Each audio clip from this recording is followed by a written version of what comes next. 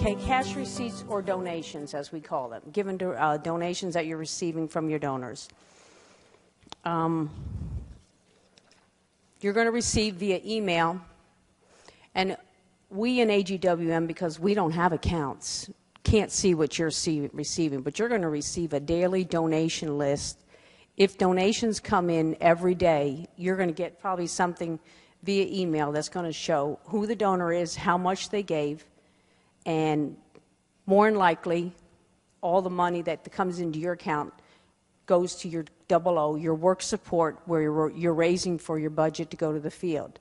I will tell you this right now, some donors will try and put monies in Class 09, which is a special personal class, but until you're on allowance, all those monies are just funneling to OO because you can't receive special personal donations until you're on allowance.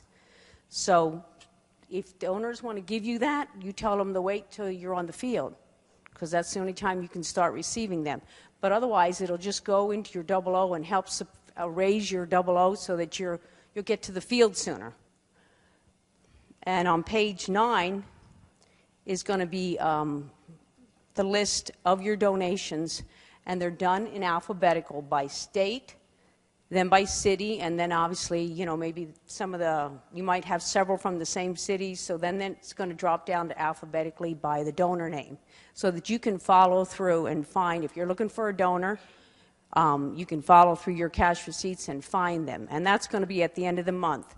What comes in on a daily basis is just going to be random as they come until we finally print out and send out the whole total list that's emailed to you of your total donations for that entire month. Donations that come to you starting January 31st, the name will continue to stay on your donor list or onto this list until December 31st. When January 1st, it resets itself again, and you start back at square one with no names on your list. But if somebody gives in January, know that their name is going to stay on the cash receipts that we send you via email every month continuously for the entire year. The only ones that don't stay on there and only show up the month they come is special personal donations. They just show up that 1 month, and then they drop off. So if you will look at page 9 on your manual right now, I just want you to notice one thing and look over to the right side. And let's look at Field Christian or Davy Jones there, right number 10, right there in the middle there at the top. And he lives in Field, California. And over to the right, it's under number 11, it says $100 current. Currently that month, $100 came in, but below there it says $800 year to date. So that month he gave $100, but for the total year he's given $800. So this is somebody that gives $100 every single month, and it'll continue to total.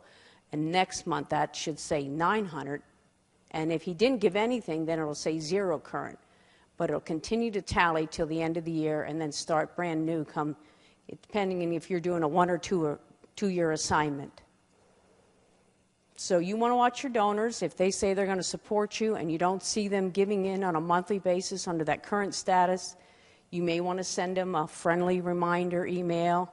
You do want to keep in contact with them. I know you're going to be sending out newsletters of information of what you're doing. It's very important. It keeps your donor base knowing that you're thinking of them, and then it makes them think of you to continue to support you. Here's the cash receipts. You're going to be getting a little booklet, and they're about this big, and they're in triplicate, and they're called your cash receipts. And you're going to receive donations from people or churches as you may go to services. And they are white, blue, and yellow. And you'll see at the bottom, and one will say give to the donor, one will say retain for your records, and the white one always comes into headquarters and is sent to your finance specialist so we can process credit to the donor. And it's a temporary receipt that you're giving your donor, just so you know. It's not the official one from headquarters.